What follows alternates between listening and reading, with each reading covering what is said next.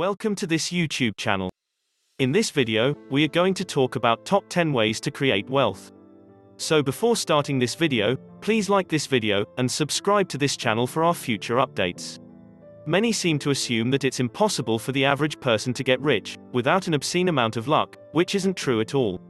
Others seem to believe it takes wealth to become wealthier, which is sort of true but not entirely. Still others attribute it to hard work, more than the average person is willing to produce, and to smart work, which is absolutely true. Another common idea is that it's all about maximizing investment secrets and insider knowledge, not really true. Stay on top of the latest financial news, simplified for you. Number 1. Cut personal spending and control lifestyle inflation. Right here, right off the bat, is the step that causes 76% of Americans to fail.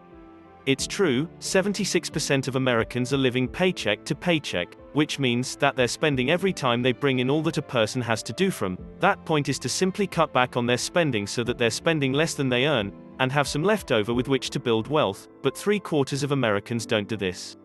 Spend less than you earn. It's the absolute key to every financial success a person will have in life. As long as you're spending less than you're bringing in, your finances are going to head in the right direction. The lower your spending is compared to your earnings, the faster it's going to happen. Number 2. Work hard to maximize personal income. This is the other half of spend less than you earn, increasing income. The more you earn, the more resources you have not only to live on, but upon which to build wealth and become rich. So, how do you do that? You can focus on your current career, for starters. Make it a personal goal to become a top performer at your job and move up the career ladder. Don't just look at your job as hours for money, unless your current job is not your primary focus for earning income. If it is, give it your focus and give it your all. At the same time, dabbling in entrepreneurship in your spare hours can end up paying some incredible dividends, too. A side business can earn a lot of money and can, on occasion, wind up supplanting your main job and earn you more than you ever dreamed. Number 3. Eliminate high-interest debt. The absolute first thing anyone should do with their leftover money, see the first 2 points if you're unsure about this idea, is to use it to eliminate their high-interest debt. I define high-interest debt as anything with an annual interest rate of 8% or higher. No investment can routinely beat the return you can get from simply paying down these debts. Credit cards fall into this category. Payday loans definitely fall into this category. Some student loans and, occasionally, car loans fall into this category. Debts with a high interest rate devour your money. You're essentially handing money to them for virtually nothing in return, except for the benefit of buying things a bit sooner than you could actually afford them. It's true, you need money to make money, and the first 3 steps get you to the point where you have that money to invest. It just takes willpower not to escalate your spending to devour all of it. Number 4. Use tax-advantaged accounts for investing. One of the first strategies for becoming rich is to use tax-advantaged accounts for investing, like a 401k or a Roth IRA. The goal here is to minimize the amount of taxes you pay by simply doing things with your money that the government encourages and which benefit you personally. There are a lot of ways to do this. A Roth IRA works in the opposite way. You put money in that account that you've already paid taxes on, but when you take the money out in retirement, you don't owe a dime in income taxes on any of it, not even the investment gains you accumulated along the way. A 529 college savings account is very similar to a Roth IRA, but with much higher contribution limits, and the money you take out is tax-free only if you use it for educational expenses, like, say, your child's college tuition, fees, or books. A health savings account, or HSA, is also similar, except you use the money for healthcare expenses, from co-pays to deductibles. All of these accounts serve the same exact principle. They lower your taxes by taking advantage of areas in which you want to use your money, and the government wants you to use your money. They provide tax incentives for you to do so, and, for you, that means tax savings, which means free money in your pocket, either now or later on. Number 5. Take advantage of free money.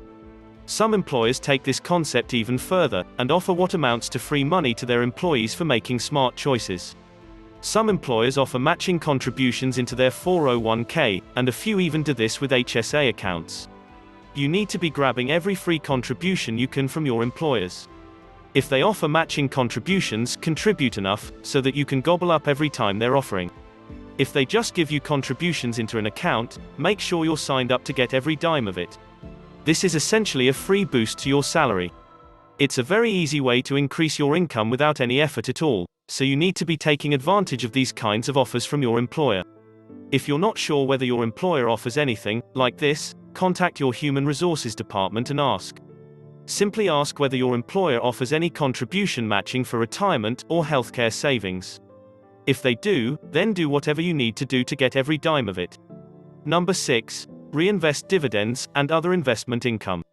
If you followed the first 5 steps, you're likely debt-free and spend substantially less than you earn. That's the exact position that you need to be in to start building real wealth. It's also a position that most Americans can attain. Unfortunately, it's a position that most Americans will never attain, because they ignore or struggle with the first 5 steps. If you've reached this point, it means that you have a significant amount of money to invest each month. How do you invest it? Well, you're going to get a lot of ideas here, and different ideas are going to appeal to different people in different situations. Maybe you want to consider buying rental properties. Maybe buying stocks makes sense to you. Maybe you want to invest in yourself and get a better education to earn even more money. Number 7. Hold investments for a while. Let's talk about taxes again. You've probably heard about capital gains tax. It's a political football that we won't talk about in detail, but it is an important piece in understanding how people build wealth. Capital gains tax is the taxes you pay when you sell something you own for a profit. Maybe you're selling some stock that went up in value. Maybe you're selling a rental property. Whatever it is, you sold something for more than you bought it for, and you have to pay taxes on the money you gained. You bought a property for $200,000 and are selling it for $300,000, so you have to pay capital gains tax on $100,000 that eats into your gains. Number 8. Hold investments forever.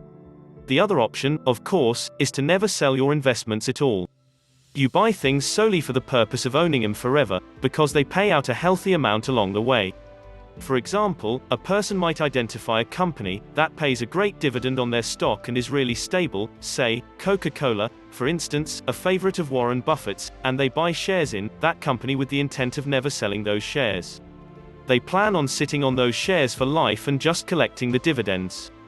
A person might do the same thing with a rental property, too. They buy it because it will earn a lot of rental income for the price of the property, so they intend to just sit on it for the rest of their life and collect the income.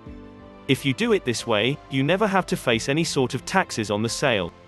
Instead, you just collect passive income from here on out. You can keep reinvesting that income, and you can add more to the pool from your own professional work, and then invest all of that to earn even more passive income. Number 9. Invest in yourself. Another option for investing that I briefly touched on earlier is the idea of investing in yourself. If you're spending less than you earn, you can take some of that money and improve yourself in various ways, particularly ways that have the potential to increase income in the future. You can use that money to earn a better college degree or job certifications. You can use that money to pay for coaching or lessons to help you master a new skill, or shore up an area in your life in which you're weak. You can use it to fix cosmetic concerns with orthodontic equipment, or LASIK surgery, giving you more confidence.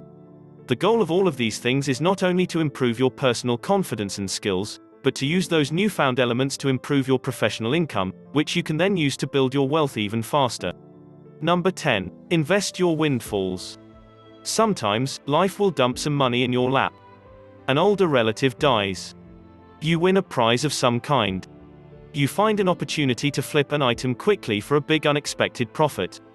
Whatever it is, you suddenly find yourself with a nice amount of unexpected money on your hands, and it can be very tempting to spend it on something fun. What do you think of our list? Which of the idea you liked the most? Let me know in the comment section below. If you enjoyed this video and want to hear from me again, be sure to hit that subscribe button before you go.